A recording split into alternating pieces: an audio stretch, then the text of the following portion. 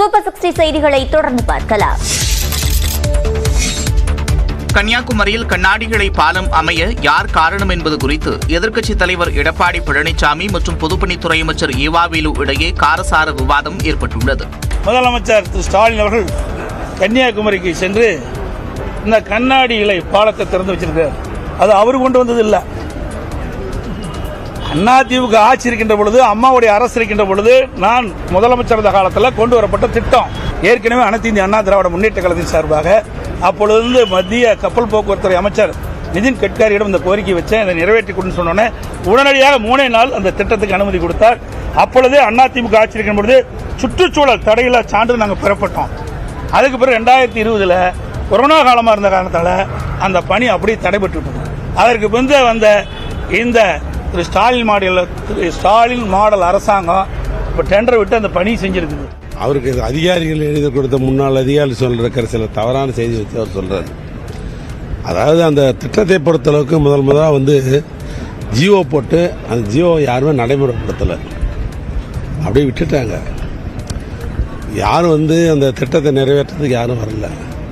இந்த ஆட்சி வந்திருப்பாடு தான் எல்லாம் தட்டி எடுத்து இபிசி மூடுன்ற அந்த அடிப்படையில் ஒப்பந்தங்கள்லாம் கோரப்பட்டு அதுக்கு பிறகு டெண்டர்லாம் உறுதி செய்யப்பட்டு அந்த கண்ணாடி பாலத்தை தொடர்ந்து நானே இங்கே நேரடியாக எந்த இடத்துல அமைக்கணும் அப்படின்றதெல்லாம் மார்க் பண்ணி அந்த திட்டங்கள் நிறைவேற்றிருக்கிறோம்.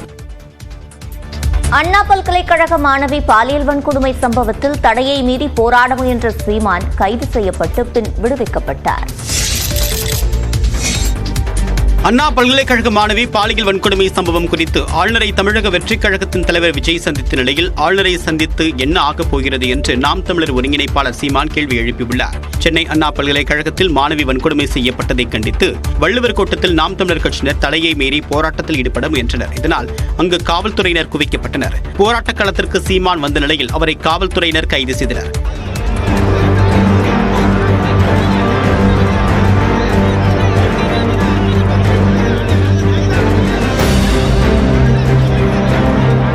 அதைத் தொடர்ந்து நாம் தமிழர் கட்சியினர் அனைவரும் சென்னை சென்ட்ரல் அருகே உள்ள கண்ணப்பர் திடலில் உள்ள சமூக நலக்கூடத்தில் தங்க வைக்கப்பட்டனர்.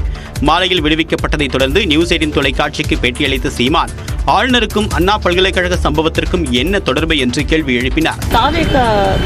விஜய் சந்திச்சிருக்காரு, ஆளுநரை சந்திச்சிருக்காரு, அது பயன் தராது. அந்த செய்தியை நம்ம கொடுத்துருக்கோங்கிறது வேணா வரும். ஆனா அவரால் தான் இவ்வளவு பிரச்சனை. பல பல்கலைக்கழகங்கள், அண்ணா பல்கலைக்கழகம், அண்ணாமலை, கோவை பாரதியார், இங்கே இருக்கிற சென்னை கல்லூரி, இங்கே தமிழ்நாடு கல்வியியல் கல்லூரி, மதுரை காமராஜர், இந்த மாதிரி பல பல்கலைக்கழகங்களுக்கு துணைவேந்தரை நியமிக்க விடாமல் தடுக்கிறதே அவர் தான். ஒரு கட்சி பின்புலம் இல்லாமல் இப்படிப்பட்ட செயலில் ஈடுபட ஒருவருக்கு துணிவு வந்திருக்குமா என்றும் சீமான் கேள்வி எழுப்பினார். அண்ணா பல்கலைக்கழக மாணவி பாலியல் வன்கொடுமை வழக்கில் தங்களுக்கு வேண்டிய யாரையோ திமுக அரசு காப்பாற்ற முயற்சி செய்வதாக அதிமுக பொதுச் செயலாளர் எடப்பாடி பழனிசாமி குற்றம் சாட்டியுள்ளார். சென்னையில் செய்தியாளர்களிடம் பேசிய அவர் திமுக ஆட்சியில் சர்வசாதாரணமாக பாலியல் வன்கொடுமைகள் நடப்பதாக விமர்சித்திருக்கிறார். இன்றைக்கு பாதிக்கப்பட்ட பெண் கொடுக்கப்பட்ட புகார் செய்தியில வெளியில் லீக்கேஜ் ஆயிடுது. அதுல இருக்கிற தகவல் அடிப்படையில் தான் நாங்க கேட்கிறோம் யார் அந்த சார் என்று. ஏன் இவ்வளவு பயம் உங்களுக்கு? யாரை காப்பாற்றுவதற்காக இந்த அரசாங்கம் இவ்வளவு முயற்சி செய்து? அதிமுக ஆட்சிக்கு வந்ததும் அண்ணா பல்கலைக்கழக விவகாரத்திற்கு தீர்வு காணப்படும் என்றும் எடப்பாடி பழனிசாமி கூறியிருக்கிறார். நிச்சயமாக அனைத்து இந்திய அண்ணா திராவிட முன்னேற்ற கழகம் ஆட்சிக்கு வரும். அப்பொழுது இதற்கெல்லாம் தீர்வு காணப்படும். மக்களுக்கு இந்த விவகாரம் குறித்து விழிப்புணர்வு ஏற்படுத்தியதற்காக அதிமுக ஐடி விங் நிர்வாகிகள் மீது வழக்கு பதிவு செய்யப்பட்டுள்ளதாகவும் எடப்பாடி பழனிசாமி தெரிவித்தார். சட்ட ஒழுங்கு பிரச்சினை அனைத்து ஆட்சியிலும் ஏற்படும் என்று அமைச்சர் ஏவாவேலு கூறியுள்ளார். கன்னியாகுமரியில் செய்தியாளர் சந்தித்தவர் திமுக ஆட்சியை விட அதிமுக ஆட்சியில் சட்ட ஒழுங்கு பிரச்சினை அதிகமாக இருந்ததாக தெரிவித்தார். அதிமுக ஆட்சியும் திமுக ஆட்சியும் ஒப்பிட்டு பார்க்கிற பொழுது திமுக ஆட்சியில் சட்டம் ஒழுங்கு பாதுகாக்கப்பட்டிருக்கிறது. அவர்கள் ஆட்சியை விட சட்டம் பாதுகாக்கப்பட்டிருக்கிறது. நாட்டு மக்கள் நிம்மதியாக இருக்கிறாங்க. அவரவர்கள் அரசியல் நடத்துவதற்காக இது போன்ற ஒரு சின்ன விஷயத்தை கூட பெருசாக ஊதி பார்க்க வேண்டும் என்று கருதுவார்கள். அது தமிழ்நாட்டு மக்கள் மத்தியில் அதெல்லாம் ஈடுபடாது. இந்நிலையில் அரசியல் இருப்பை காட்ட தமிழ்நாட்டு மாணவிகளிடம் அச்ச உணர்வை ஏற்படுத்தக்கூடிய வகையில் எதிர்க்கட்சித் தலைவர் எடப்பாடி பழனிசாமி செயல்படுவதாக சட்டத்துறை அமைச்சர் ரகுபதி தெரிவித்துள்ளார். இது தொடர்பாக விடுத்திருக்கூடிய அறிக்கையில் பொய்யை திரும்ப திரும்ப சொன்னால் உண்மையாகிவிடும் என்ற கோயப்பல்ஸ் பாணி பிரச்சாரத்தில் எடப்பாடி பழனிசாமி இறங்கி இருப்பதாகவும், பெண்கள் புகார் அளிப்பதை பொறுத்துக் கொள்ள முடியாமல் புகார் அளித்தவர்களுக்கு மன உளைச்சலை ஏற்படுத்தக்கூடிய விதமாக அவருடைய நடவடிக்கைகள் மாறி வருவதாகவும் கூறியுள்ளார். ஊடகங்களில் செய்தியாக்குவதை ஒரு அஜெண்டாவாக எடப்பாடி பழனிசாமி வைத்திருப்பதாகவும், அவருடைய நடவடிக்கைகள் பிறரை துன்புறுத்தி மகிழ்ச்சி காணக்கூடிய சாடிஸ்ட் மனநிலையை காட்டுவதாகவும் விமர்சித்துள்ளார். மேலும் செய்திகளை பார்க்கலாம் சிறிய இடைவேளைக்கு பிறகு.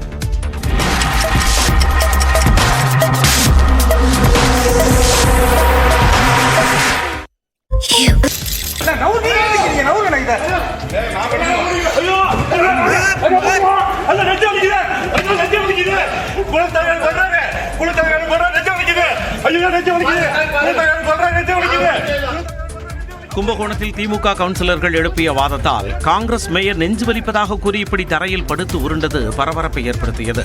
தஞ்சாவூர் மாவட்டம் கும்பகோணத்தில் நடைபெற்ற மாநகராட்சி கூட்டத்தில் திமுக கவுன்சிலர்கள் மற்றும் காங்கிரஸ் மேயர் சரவணன் இடையே வாக்குவாதம் ஏற்பட்டது.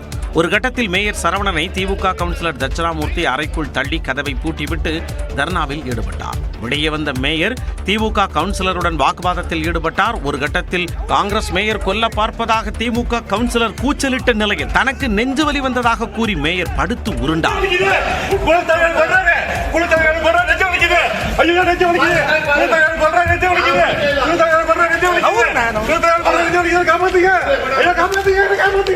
இதனால் மாநகராட்சி பொங்கல் பரிசு தொகுப்பு டோக்கன் வரும் 9ஆம் தேதி வரை வீடு வீடாக சென்று விநியோகம் செய்யப்பட உள்ளது.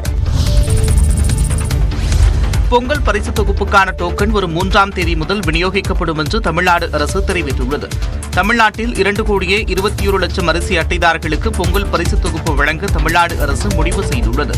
இது தொடர்பாக வெளியான அரசாணையில் 1 கிலோ பச்சரிசி, 1 கிலோ சர்க்கரை, 1 முழு கரும்பு வழங்கப்படும் என்று ஏற்கனவே அறிவிக்கப்பட்டது.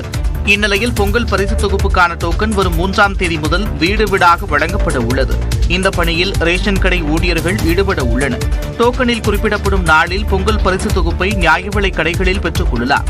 ரொக்கத் தொகை குறித்து தமிழ்நாடு அரசின் அறிவிப்பில் எதுவும் இடம்பெறவில்லை. ஆனால் கடந்த ஆண்டுகளைப் போல ரொக்கத் தொகையை வழங்க வேண்டும் என்று அரசியல் கட்சிகள் வலியுறுத்தி வருகின்றன. ராமேஸ்வரத்தில் ரகசிய கேமரா வைக்கப்பட்ட உடைமாற்றும் அறைக்கு சீல் வைக்கப்பட்டது. கடந்த 22ஆம் தேதி ராமேஸ்வரம் அக்னி தீர்த்த கடலில் குடித்துவிட்டு அருகில் இருந்த டீ கடையில் உடைமாற்றும் அறைக்கு சென்ற பெண் அங்கு ரகசிய கேமரா இருந்ததைக் கண்டு அதிர்ச்சியடைந்தார்.